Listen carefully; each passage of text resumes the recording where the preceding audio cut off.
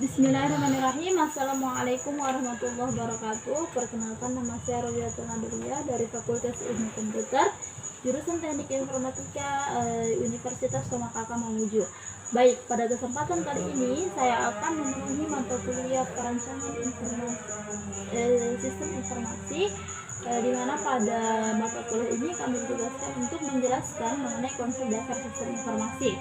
Namun sebelum lanjut perlu kami jelaskan terlebih dahulu bahwa pada penjelasan ini kami akan memberikan batasan-batasan penjelasan sehingga tidak semua pada bab ini akan dipaparkan, karena memang menurut tidak semua bisa dipaparkan. Misalkan seperti pengertian sistem, lalu yang kami bahas elemen sistem, pengertian informasi, dan yang mengenai dengan konsep dasar sistem informasi itu sendiri. Baik, kami mulai. Pengertian sistem, konsep dasar sistem.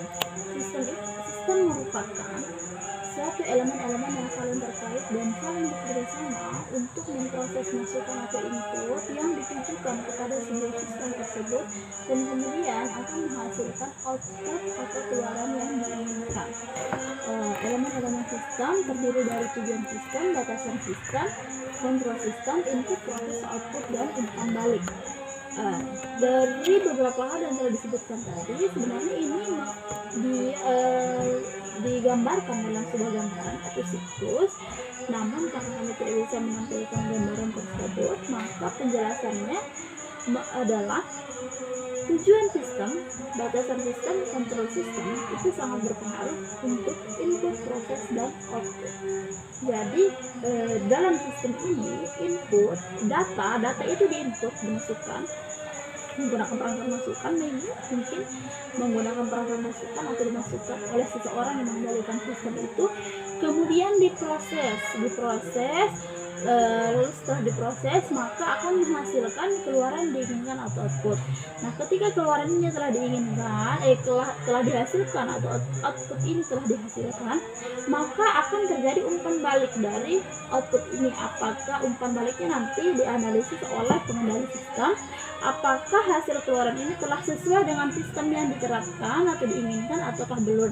Ketika dia umpan baliknya adalah ketika dia output ini telah sesuai, maka mungkin sudah tidak terjadi proses apa-apa. Namun ketika hasil ini itu tidak sesuai, maka diumpan balik kepada sistem untuk kembali diproses sehingga menghasilkan output yang sesuai dengan yang diinginkan. Oke, dalam elemen-elemen sistem ini, yang tujuan, batasan, kontrol, dan sebagainya itu dapat diambil contoh pada sebuah perusahaan yang menerapkan sebuah komputer yang berfungsi untuk melaporkan gaji karyawan pada perusahaan tersebut. Jadi sebuah perusahaan menggunakan komputer, di mana pada komputer ini dirancang sebuah sistem yang berfungsi untuk menghitung atau melaporkan gaji pegawai itu sendiri. Oke, jika diambil contoh dari sebuah komputer pada perusahaan ini, tujuan sistem oleh perusahaan ini, tujuan sistem dari perusahaan ini adalah untuk mempermudah kinerja manusia untuk membuat laporan gaji karyawan tersebut. Jadi contohnya misalkan membuat laporan gaji pegawai misalkan.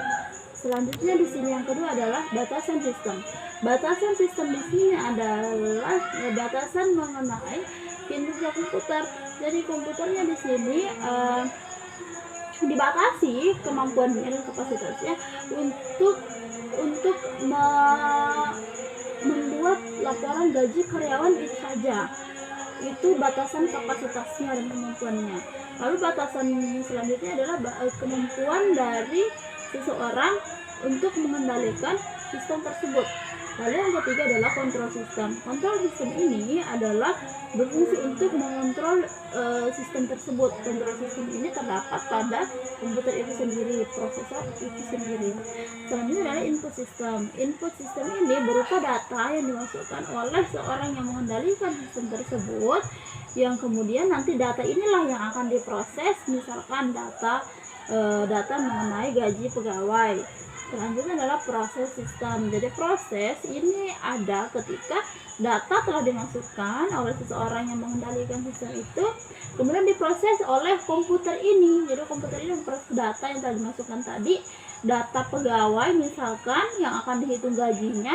Nah, ketika sudah diproses, maka ada output system. Output system ini ditampilkan oleh komputer itu juga. Jadi setelah selesai diproses oleh proses sistemnya, maka akan ditampilkan hasilnya, apakah sudah sesuai atau tidak dengan yang diinginkan. Misalkan laporan gaji pegawai, apakah sudah sesuai atau tidak dengan yang diinginkan.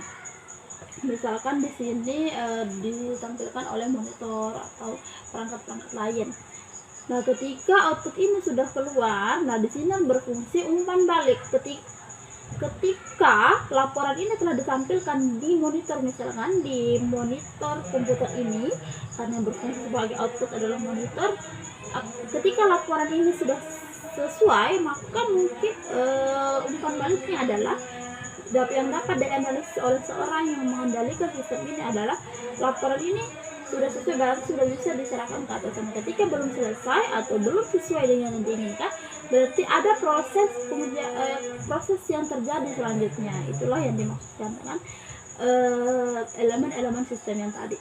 Selanjutnya adalah klasifikasi sistem. Klasifikasi sistem ini dibagi menjadi 3 jenis, yaitu sistem abstrak atau sistem fisik. Jadi sistem abstrak ini tidak dapat dilihat oleh mata secara biasa.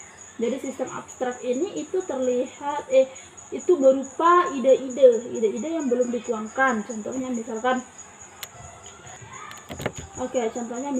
ketika dia sistem abstrak itu filsafat misalkan.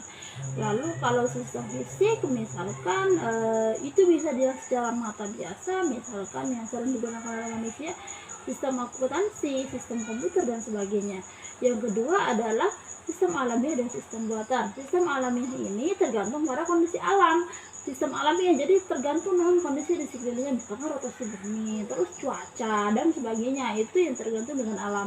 Namun sistem buatan ini adalah sistem yang dibuat oleh manusia pada komputer itu, misalkan program laporan gaji pegawai atau sistem pengolahan gaji pegawai misalkan seperti itu. Yang kedua adalah sistem alamiah dan sistem buatan. Sistem alamiah ini tergantung pada kondisi alam.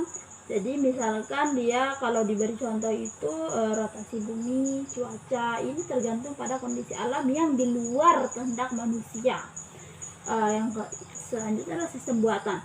Sistem buatan ini adalah sistem yang dibuat oleh manusia. Misalkan kalau di komputer, misalkan sistem pengolahan gaji, kalau lebih seperti itu.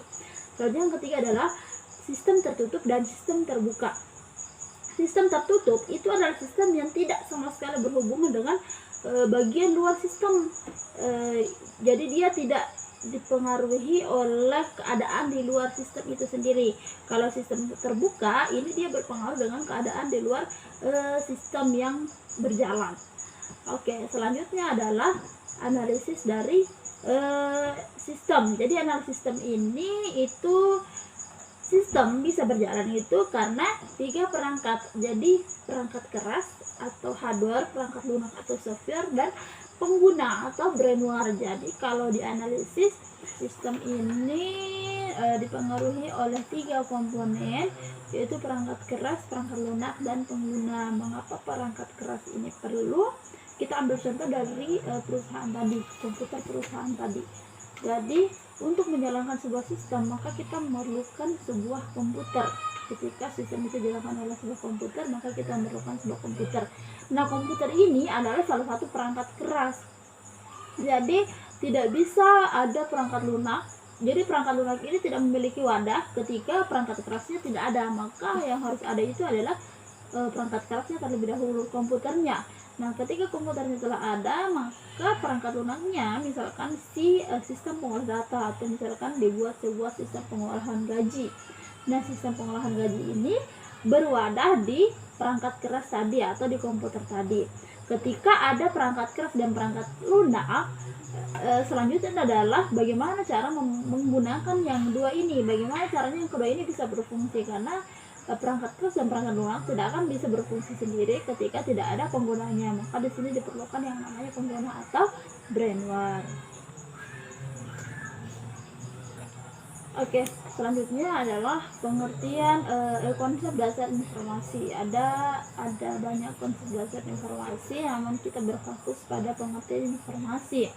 Jadi informasi merupakan suatu kumpulan data yang diolah menjadi bentuk yang lebih berguna dan lebih bermanfaat bagi si penerima. Datanya pun dapat berbagai jenis, ada data bisnis, data ada berapa pengertian ya mengenai data ini, namun itu terlalu luas. Kita langsung ke pengolahan data. Pengolahan data ini adalah waktu yang digunakan untuk menggambarkan sebuah perubahan bentuk data menjadi informasi yang lebih berarti atau lebih memiliki kegunaan bagi si penerima informasi tersebut. Jadi semakin banyak data yang diperoleh, maka proses pengolahan datanya itu memerlukan sesuatu yang semakin tepat. Lalu selanjutnya adalah siklus informasi itu sendiri.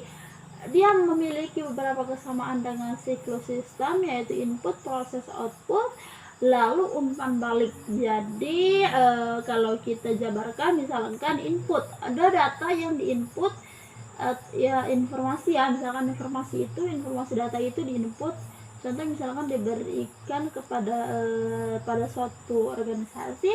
Nah, data itu diolah dalam organisasi itu sendiri, apakah informasi ini benar atau tidak, nanti diolah lalu di output, dikeluarkan. Nah, ketika sudah dikeluarkan, maka akan terjadi umpan balik, apakah informasi ini tepat atau tidak. Selanjutnya, kualitas informasi ini dipengaruhi oleh beberapa hal. Ada akurat. Nah, akurat ini adalah ketepatan. Artinya ketepatan informasi ini harus terhindar dari kesalahan-kesalahan kecil. Karena ketika informasi ini ada kesalahan-kesalahannya, otomatis informasinya menjadi kurang baik. Jadi informasinya itu harus akurat. Selanjutnya adalah tepat waktu. Mengapa harus tepat waktu? Karena ketika ada keterlambatan informasi, maka informasi ini sudah tidak berguna lagi. Selanjutnya adalah relevan. Informasi ini harus relevan atau sesuai bagi si penerima ini. Mengapa harus sesuai? Karena ketika informasinya tidak sesuai, maka kita tidak bisa mengambil keputusan dari informasi ini, karena informasi yang menentukan pengambilan keputusan tersebut. Selanjutnya adalah ekonomis efisien. Artinya untuk mendapatkan informasi ini dia lebih murah, dan biayanya itu lebih murah daripada hasil yang didapatkan atau informasi yang didapatkan. Kurang lebih itu untuk penjelasan mengenai konsep dasar sistem informasi kali ini. Kami batasi sampai pada pembahasan informasi. Ketika ada yang ingin ditambahkan, maka akan ada pada bab yang di-share oleh pengampu mata kuliah kami. Oke, itu yang dapat kami sampaikan. Kurang lebihnya mohon dimaafkan. Sekian, assalamualaikum warahmatullahi wabarakatuh.